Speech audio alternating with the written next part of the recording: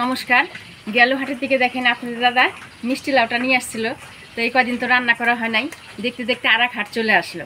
বাড়ির উপর মাছালা আসছিল, তো বড় বড় সাইজের চিংড়ি মাছ রাখছি। তো চিংড়ি মাছ দিয়ে মিষ্টি লাউটা রান্না করব, সাথে দুধ কচুর পাতা বাটা করব। ওই যে দেখেন কত বড় বড় দুধ কচুর পাতা। তো চলেন কটা দুধ কচুর পাতা নিয়ে আসি। কচুর পাতার সাইজগুলো কি না? এই যে দেখেন কত বড় বড় দুধ কচুর পাতা, একটা পাতাতেই হয়ে যাবে যত বড় পাতা। এই যে এই মাছ এটা না, পাতাটা নিব, কচিও আছে, কি সুন্দর জল পড়তেছে দেখ, বিশাল সাইজ। এই জায়গাটা দিয়েও মাছ দিয়ে রান্না করে খাওয়া যায়, সেই লাগে খেতে, বিশেষ করে ইলিশ মাছ দিয়ে তো বাম্পার লাগবে। হ্যাঁ, মাছ দিয়ে দারুণ লাগে। জায়গাটা থাক, এই জায়গাটা চচ্চড়ি করবো কালকে গুঁড়া মাছ দিয়ে। পাতার সাইজটা কি তাই না? এই যে দেখেন কত বড় পাতা, বিশাল পাতা। এই যে এটা কি পাতা বলে? দুধ দুধ কচু না? পাতা। এই দেখ দুধ দুধ বেরোচ্ছে, দুধ দুধ বেরোচ্ছে। পাতাটা কাটলে দেখ, এই জন্য এটাকে দুধ কচু বলে। হ্যাঁ দুধ কচু বলে এটা। ইলিশ মাছ দিয়ে কচুর পাতা, এই পাতাটা দিয়ে ভাপা রান্না করলে খুব ভালো লাগে। পাতুরি বা ভাপা হবে, পাতুরি কিংবা ভাপা, দারুণ খুব ভালো লাগে। ঠিক আছে, বর্ষার সিজন একদিন নিয়ে আসবো বড়। একদিনকে ইলিশ মাছ দিয়ে রান্না করে আপনাদের দেখাবো। চিংড়ি মাছের সাইজগুলো বেশ বড় বড় আছে আজকে। হ্যাঁ ভালোই বড় বড় আছে। প্রথমে চিংড়ি মাছটা বাইছে কাটে নিবি। আজকে বিপত্তারিণী পুজো আছে না? হ্যাঁ এই জন্য তো চারপাশে খালি উলু জোগাড়ের আওয়াজ শোনা যাচ্ছে। এই দেবরিয়া দেবারিও হচ্ছে।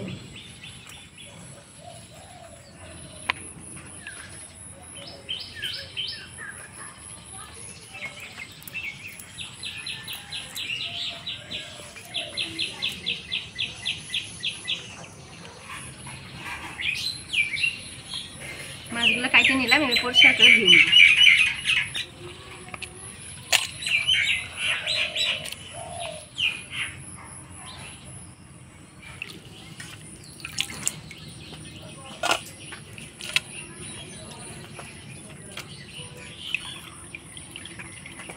চিংড়ি মাছগুলো পরিষ্কার করে ধুয়ে নিলাম, এবার লবণ হলুদ মাখা রেখে মিষ্টি লাউ আর কচুর পাতাটা কাইটে ধুয়ে নিব।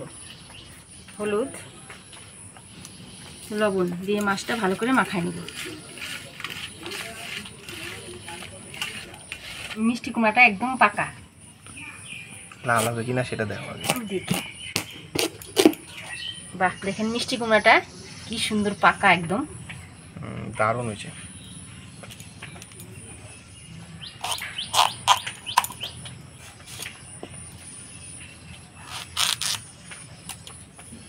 মিষ্টি কুমড়ার বীজগুলো রেখে দেবো, আমার শাশুড়ি মা বুনে দিবে।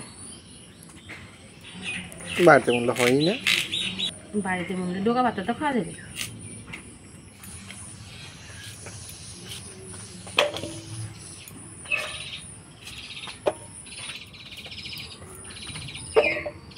দেখ আমার দুইটা শালিক পাখি, একটা শালিক পাখি কাঁঠাল বের করে আর একটা শালিক পাখিকে খাওয়াই দিচ্ছে। ওর বাচ্চা আছে, দেখো বাচ্চা। অর্ধেক মিষ্টি কুমড়া কাটিয়ে নিলাম, এইটুকুতেই আমার হয়ে যাবে। মিষ্টি কুমড়াটা কাটিয়ে নিলাম, এবার কচুর পাতাটা কাটিয়ে নিব। কচুর পাতার আমি যে মোটা শিরগুলা যে আছে শিরগুলা বাইছে নিব।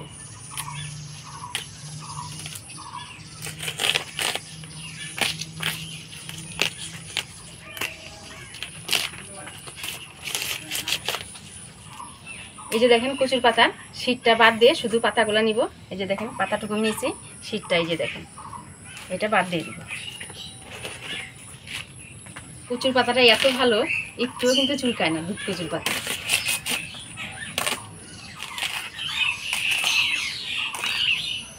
এই যে দেখেন শীতটা আমি বাদ দিয়ে দিলাম, শুধু পাতাটুকু নিলাম, তাও দেখেন কতটা পাতা। এবার এই পাতাটা কুচি কুচি করে কাইটে ধুয়ে নিব।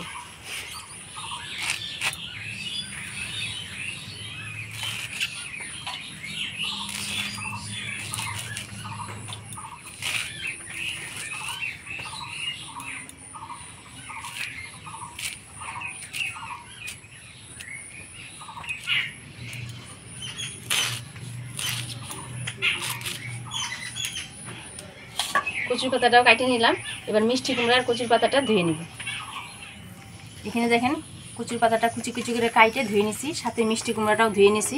এবার কাঠখোলায় আমি গোটা জিরা ভাজে নিব। ভিজে গেছে না, জ্বলতেই চায় না, আমরা ধরাই কষ্ট। একবার ধরে গেলে তারপরে আবার ফটাফট রান্না হয়ে যায়।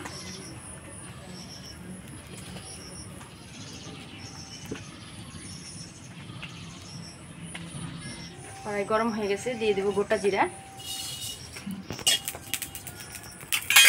এই ভাজা জিরাটা বাইটে আমি ঝোল নামানোর আগে দিয়ে দেব।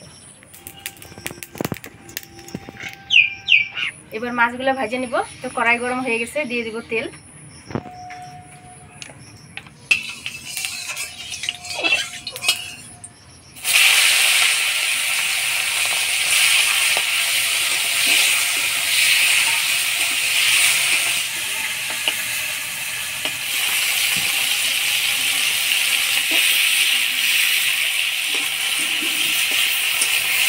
মাছটা ভাজি নিলাম, এবার নামাই নেব।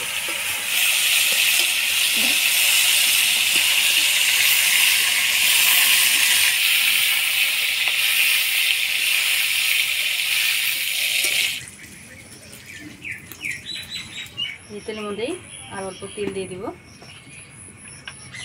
ফোড়নে দিয়ে দিব শুকনো লঙ্কা, কালো জিরা। শুকনো লঙ্কা, কালো জিরা, মিষ্টি কুমড়া দিয়ে দিব।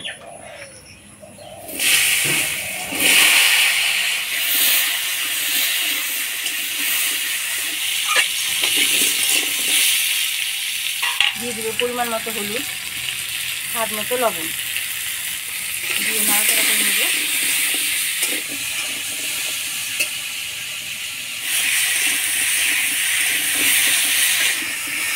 এবার দিয়ে দিব ফাটিয়ে রাখা কাঁচা লঙ্কা।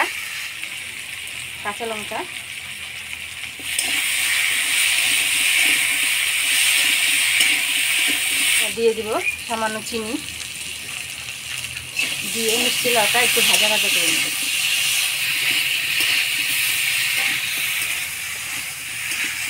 মিষ্টি লাউটা ভালো করে ভাজা ভাজা করে নিলাম। এবার জল দিয়ে দিব।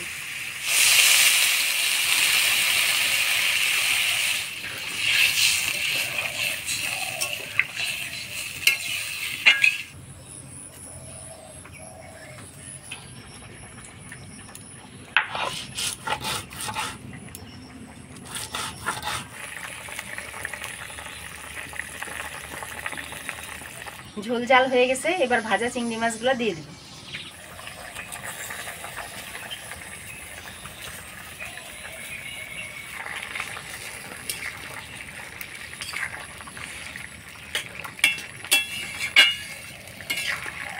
মাছ দিয়ে দিলাম, এবার 2 মিনিট ঢাকা দিয়ে দেব।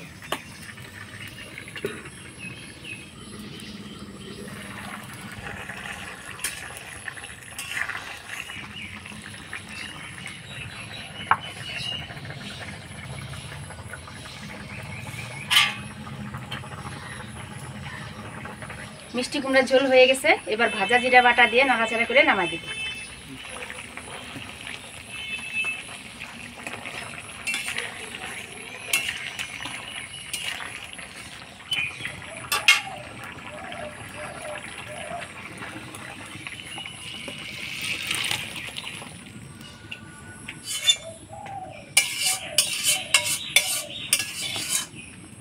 এবার কচু পাতা বাটা করব।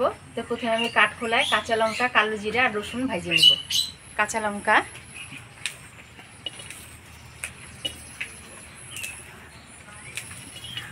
রসুন,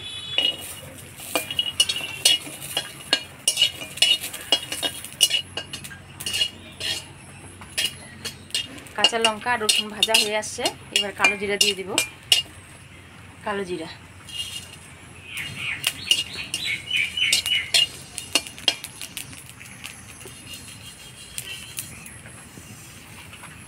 তেল দিয়ে কচুর পাতাটা লবণ দিয়ে ভাজে নেব। দিয়ে দেব কচুর পাতা, সামান্য লবণ দিয়ে নাড়াচাড়া করে নেব।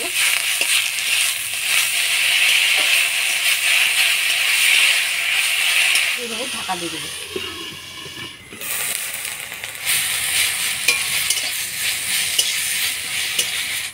কচু পাতাটা আমি ভালো করে ভাজা ভাজা করে নিলাম। এবার নামাই নেব। এবার অল্প লবণ দিয়ে রসুন, কালো জিরা, কাঁচা লঙ্কা আর কচুর পাতা দিয়ে একসাথে বাইটে নেব।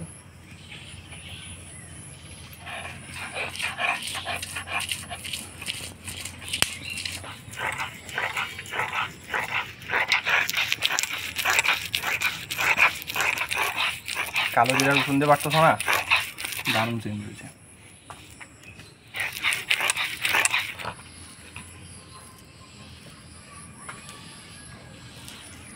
কচুর পাতা বাটাটা কি বেশ সুন্দর আঠা আঠা হয়।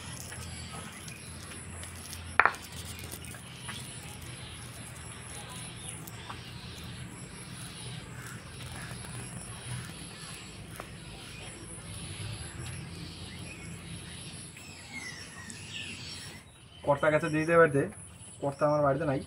কর্তা যদি থাকতো তাহলে এই কচু পাতা বাটা দিয়ে এক থাল ভাত খেত, আর কিছু খাই দিই না। বাটাটা খুবই ভালোবাসে আমার শাশুড়ি মা।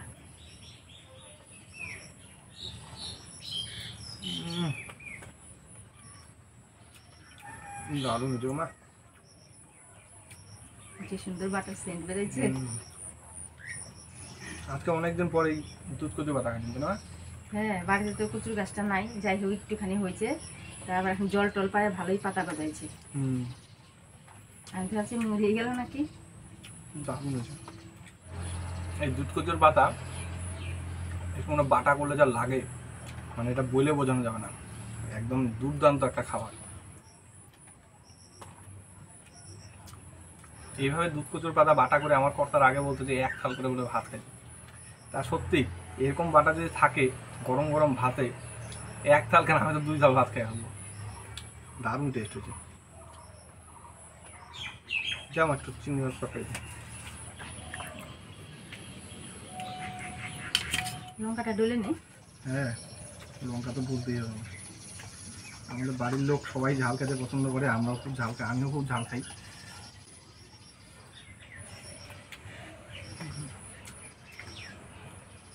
আজকের এই পাতা বাটা আর এই কুমড়ার তরকারি যা হয়েছে না মা, সত্যি দুর্দান্ত স্বাদ হয়েছে, বলে বোঝানো যাবে না।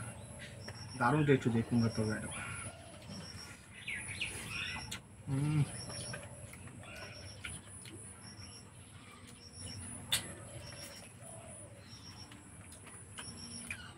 আজকে যেরকম টেস্ট হয়েছে কচু পাতা বাটা, দুধ কচুর পাতা, আর সেরকমই স্বাদ হয়েছে কুমড়ার তরকারি। দারুণ হয়েছে, খুব ভালো হয়েছে। তো আপনারা এরকম বাড়িতে মিষ্টি কুমড়া দিয়ে চিংড়ি মাছ রান্না করে খেয়ে দেখবেন, খুবই ভালো লাগবে। সত্যি খুব ভালো হয়েছে।